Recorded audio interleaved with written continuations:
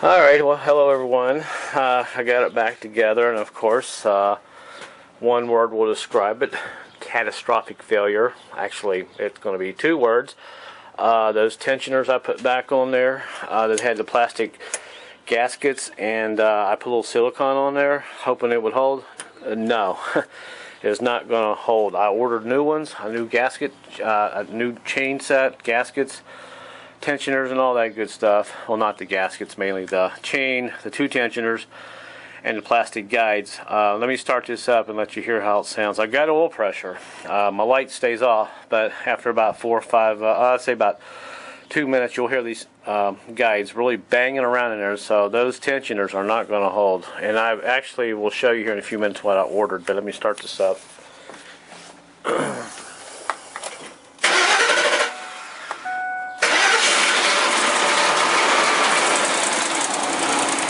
See, most of the noise goes away there. It's pretty quiet, so I know my oil is pumping through the engine.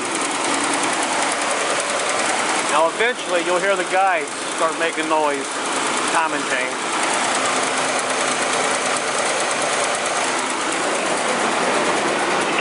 And like I said, I got oil pressure lights off. Good. And you can probably hear it already. Starting to tick a little bit.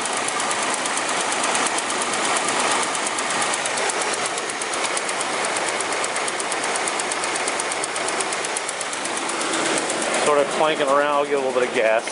I won't let it run too long.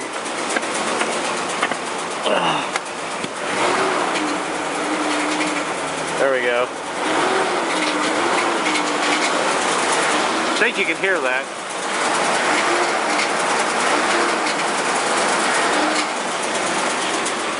Now you can hear it. I'll put the camera up next to the engine.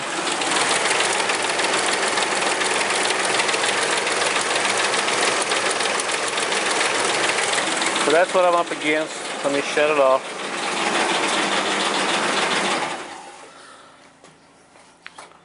So I basically spent a half a night putting this together for nothing. I really thought that would hold, but I went online, did a lot of research, and turns out when you do these tensioners, you really need to do the ones with the metal backing gasket. That way there's no issue with the oil pressure gaskets blowing off the oil pressure. This gasket was okay on this one. This side was on that side over there, and on the passenger side it wasn't making any noise. The reason why is because it was jammed anyway. It was frozen, and I can only push it. See, no, that's the wrong one. This one here. I can only push this in that so far right there, and it stops. Ow.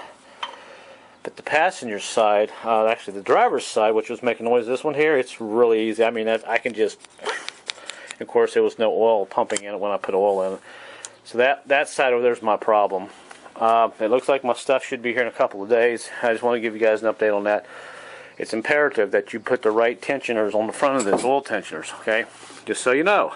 So I've learned my lesson. Don't try any silicone or anything. I thought it would hold. But that's the way it goes. Alright, let me show you what I ordered here online. And these here are my new timing chain guides and all that good stuff. And of course what failed on me was that guy right there. Let me give you a closer look. These are the new tensioner guides that I have ordered. These have metal backing plates. They will not. I should not have any more issues with that gasket blowing out behind these oil tensioners. So if you're going to replace your oil tensioners, make sure you buy the one with the metal backing plates. I believe they came out in the late 90s with those. Then they tried to update them with the plastic gaskets, and a lot of people are having problems with that gasket blowing out because these tensioners have got to hold a lot of oil pressure. So this is what I'm up against. And hopefully this will be here in a few days, and we'll start sticking these on, and hopefully we'll get closure on this thing, and I'll get this thing back together and get it running. It hopefully should run. And just to prove my point, 238 of those have been sold, those kits, on eBay for that particular engine. So that's something you might want to check into. Alright, so did I get them? We'll put them in, and we'll give you an update, and we'll see how it goes. And it was a pretty stupid move on my part to try to think some silicone would hold that oil pressure. But oh well. I paid for that one with my time. And normally I don't do stupid stuff like that, but I really thought that gasket would hold with a little bit of silicone on there. But you know, this one here, I probably could have stuck it on there and it probably would have worked because the gasket's still intact. But the issue is this, it's frozen on this one here. You can only push it halfway down. It's sort of locked into position. So I want to do it the right way.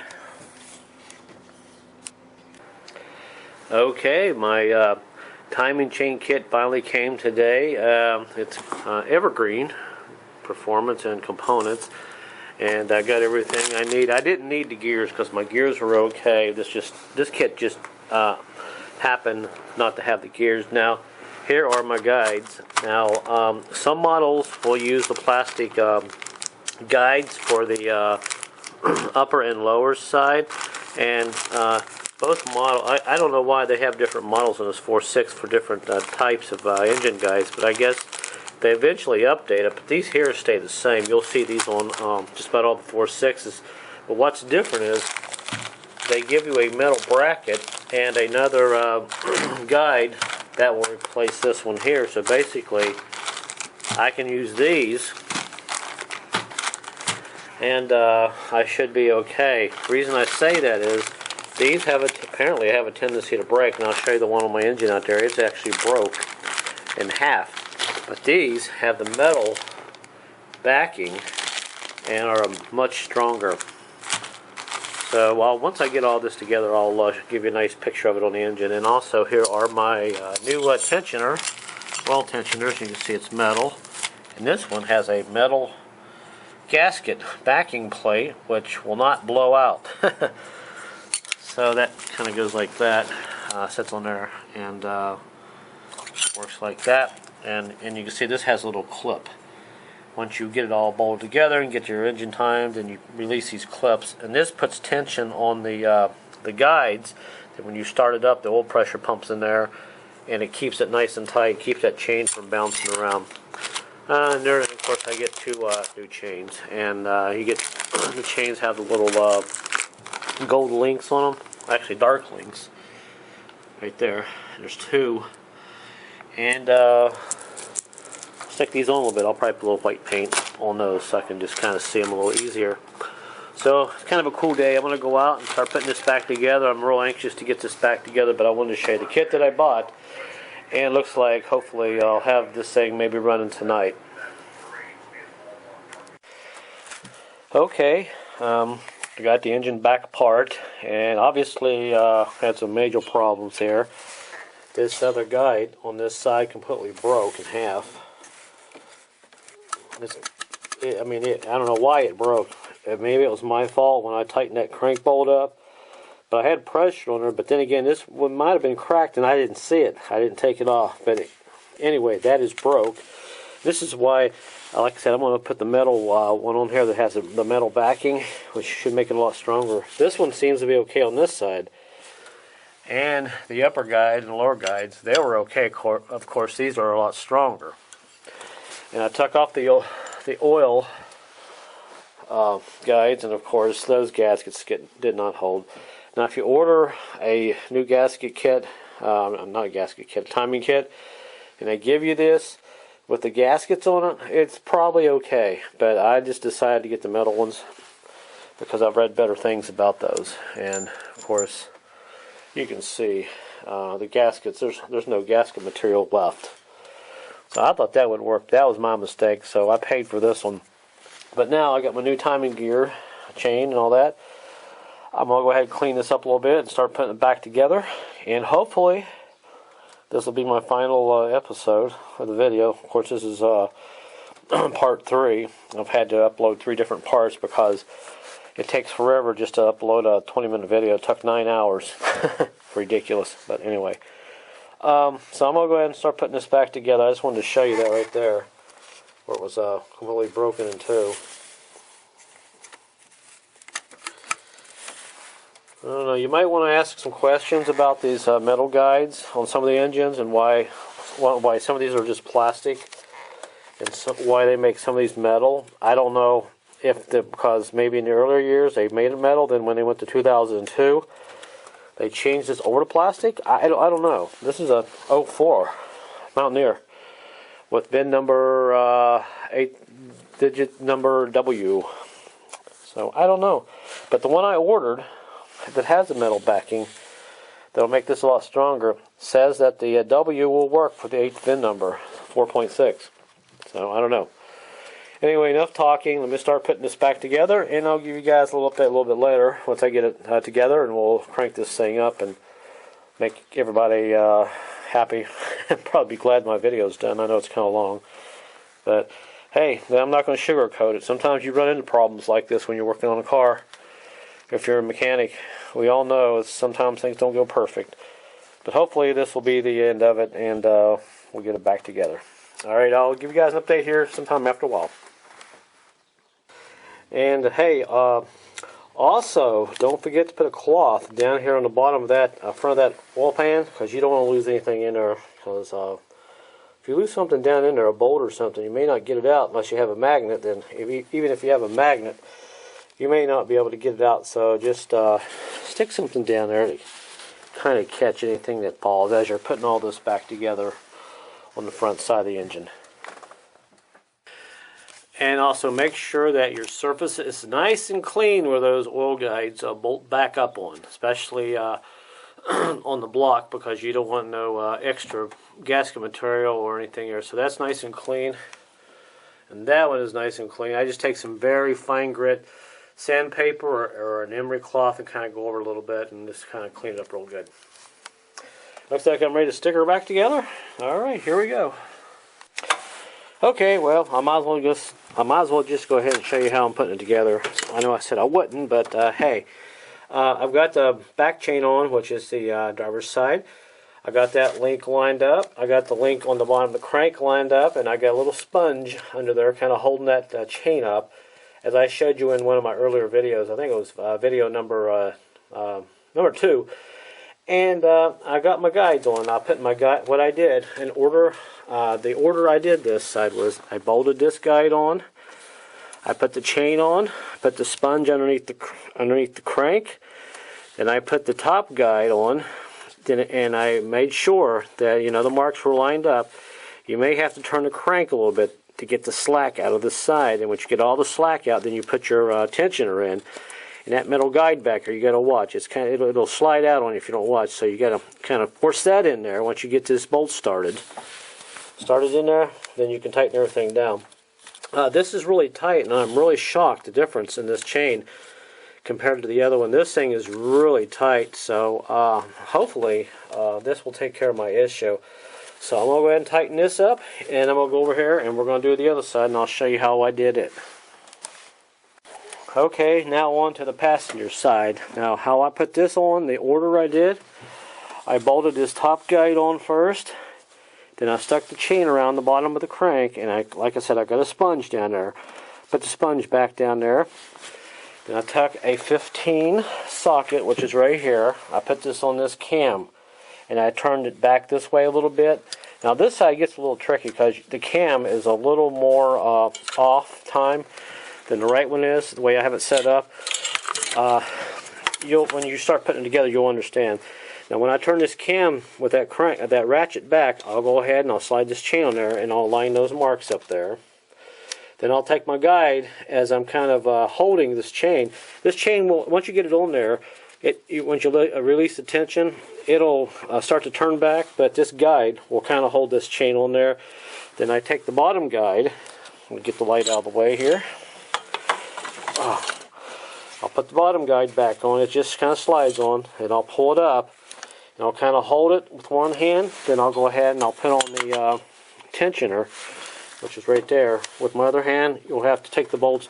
The trick with this side is slide the bolts out as far as you can, and make sure you put the plate on the back if you have a plate. Get that tensioner right up against the firewall and slide it up under that firewall. What am I saying? Get it up under the guide. That little nipple there kind of goes up in the guide. Once you get it up against there, then you can force it up, you can push it against the engine block, then you can start these bolts. You can't really put the bolts in there and let this tensioner hang loose and put all this on here because it is so tight. It will not let you do that. Basically, you have to put this tensioner on last. And it's a little tricky, but once you get your hand back here and you turn these nuts, you can get them in the holes. The bolts started in holes, you're okay. And that's all together. And now all I got to do is tighten this up and start putting the cover back on. This is sort of an aftermarket kit. It's not a Ford kit. A Ford kit would be $400 or $500, but you know, they're just as good. Ford could design this a little bit better, but it's pretty sturdy over here and down here. This upper guide and all these guides on these 4.6s I've ever taken apart, this upper guide here seems to always have a little play in it, but it's, I don't know. They could have designed that a little bit better, made it a little sturdier, but what do I know? So before you go any farther, you get all this in, double check all your timing marks, make sure everything's right where it should be.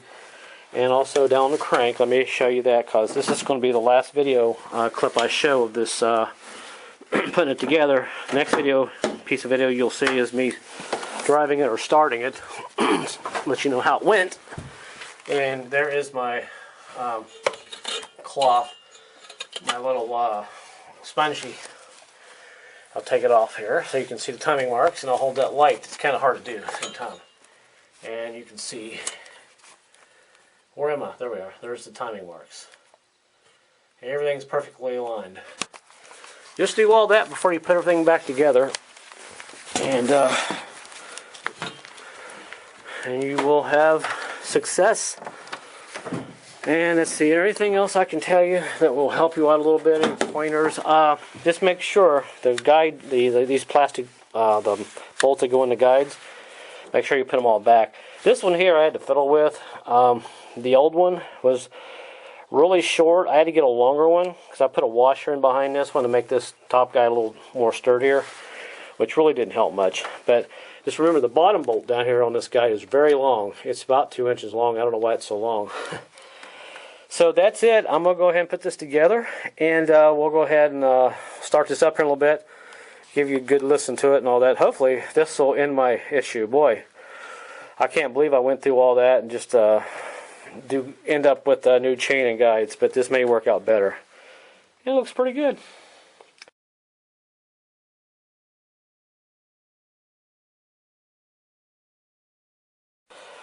Oh, and by the way, this upper tensioner, it's the same way. You got to put, that's the last thing you got to put on. You got to push this guide down.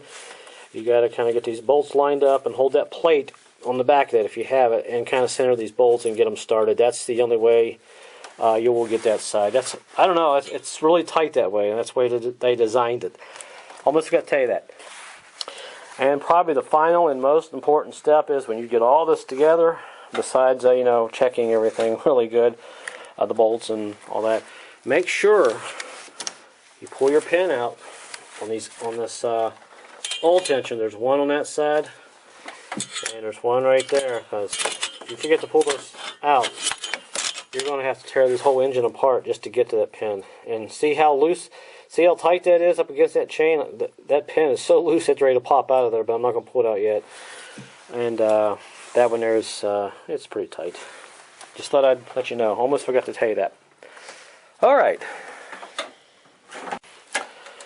And also, I really like the fact I did not have to use my vice grips to grip that cam on either side to do any of this work. I didn't even have to take these bolts off on the cam when you're doing this chain, so that's something nice you don't have to worry about. You don't have to take those cam gears off or anything. That chain's big enough to slide on all those gears and all that. But I did not have to use my vice grips.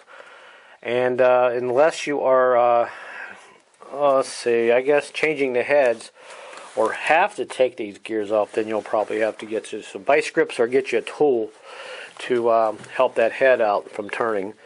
This cam, actually to help the cam from turning, so you can break this bolt loose. Just so you know. Because I know in some of my earlier videos I took these cam gears off. I don't know why I did that, but I really didn't have to do that. I was probably thinking about my Jeep, my 4.7. I had to take apart on a Jeep I had. It had a separate gear that you had to take off in order to get all this chain off the I think it's 4.7 Jeep Cherokee, the 99 Grand Cherokee. I'm sure some of you all have worked on those, but they actually have a second cam with a second chain over, so it gets kind of messy on those things. But I got kind of confused with that engine and this engine, thinking I had to take those cam gears off, which was great. I didn't have to do that, or don't have to do it.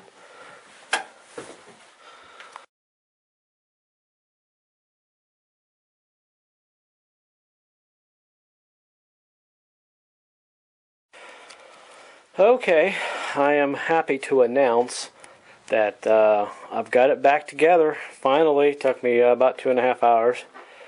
I got new antifreeze. I got antifreeze is full. Got my battery back on it, and I double checked everything. And you're actually going to hear this start up for the first time, just like I am. Now, just remember, it'll probably sound a little loud, 10 or 15 seconds, so the oil pumps up through the engine because it's been apart. So we'll go ahead and crank this over and we'll see how it sounds.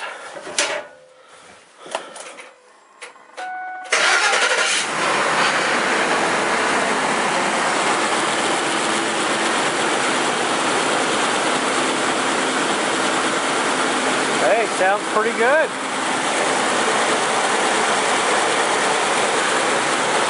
Wow, what a difference. Although I think I'll get a wire off, spark plug wire, coil wire. Hang on. There we go. Right, let me shut it off and restart it.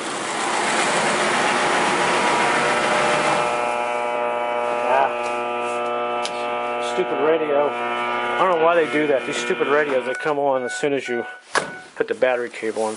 All right, let me restart it now.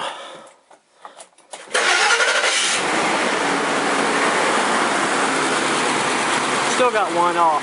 Apparently I keep missing wires. Alright.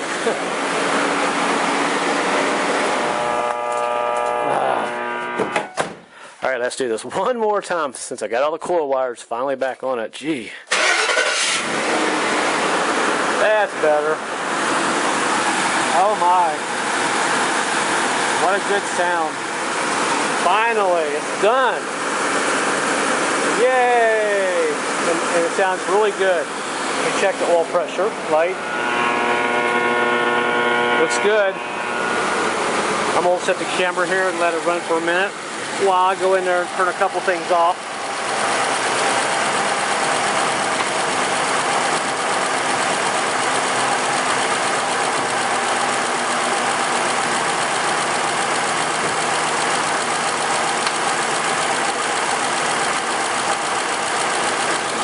Okay, I'm back. Wow, what a difference. Listen how good it sounds.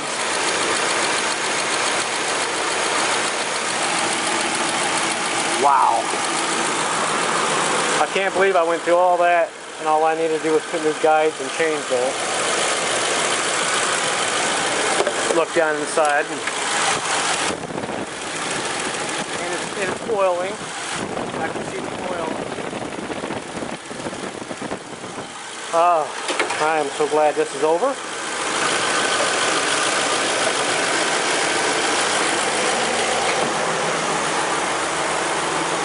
Great, let me go give it a little bit of gas.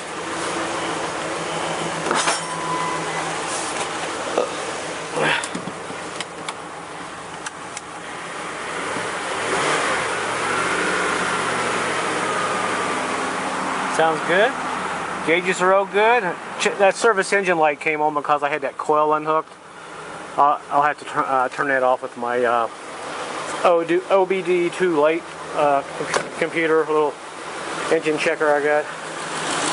Oh, I am so glad that's over. I hope somebody appreciates these videos that I made from this car. I know there's 3 parts, but finally the 3rd part is done. I got everything back together. Sounds great. And I hope some of you can take maybe some knowledge, and hopefully this will help you getting your V8 fixed.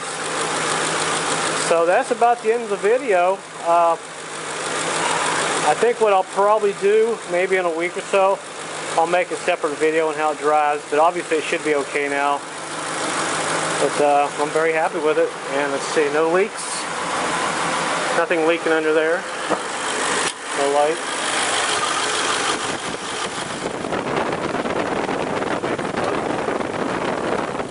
The only thing I can hear is the lifters making noise. Well, not the lifters, the fuel injectors clicking. And I can just kind of stand right here and talk in my normal voice, and I'm sure you can hear me. Not noisy like it was. Alright, I've talked long enough, so thanks for watching my videos, everybody. I know some of you probably give me some bad comments and some thumbs down, but that's okay, it's life. But hopefully some of you will appreciate this, and if you have any questions, I'll try to answer them, okay? I am tickled pink. It's almost Easter. It's Friday night, and I'm going to enjoy my weekend now since I got all this back together. Maybe just take it outside and clean it up this weekend and get it all pimped out and get ready to get rid of it. It's been a good car. I'm going to miss it, though. Alright, that's the end of the video, everybody. Take care, and thanks for watching, and be careful.